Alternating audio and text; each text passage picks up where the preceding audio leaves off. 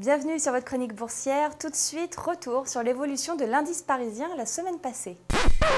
Une semaine ne vaut pas l'autre. Après avoir accusé une baisse de 0,7% vendredi 14 août, la bourse de Paris a connu une véritable envolée la semaine dernière. En 5 séances, le CAC 40 a pris 3,15% et a terminé au-dessus des 3600 points pour la première fois de l'année, vendredi 21 août.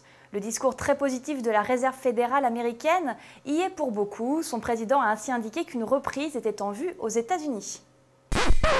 Sur le marché des changes, le billet vert enregistre une baisse de confiance. La parité euro-dollar se fixait vendredi 21 août sur les 1,432. Sans plus tarder, passons au top 3 de la semaine. Les fabricants de matériaux de construction ont la cote. Saint-Gobain est en pole position avec une hausse de son titre de 16,5%. Le leader mondial de l'habitat a la chance de ne pas avoir été affecté par la publication des comptes du numéro 1 mondial des briques, l'Autrichien Wienerberger, dont les ventes semestrielles ont reculé de 29%. Lafarge, avec une hausse de son titre de 12,80%, talonne son confrère. Le cimentier français peut remercier les résultats semestriels meilleurs que prévus d'Holcim, son concurrent suisse, qui a su rassurer les investisseurs sur la capacité des groupes du secteur à adapter leur structure de coûts.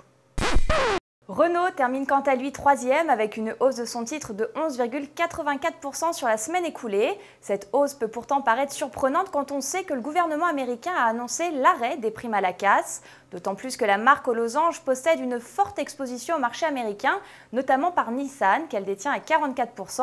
Espérons que les effets de cette annonce ne se fassent pas ressentir dans un futur proche.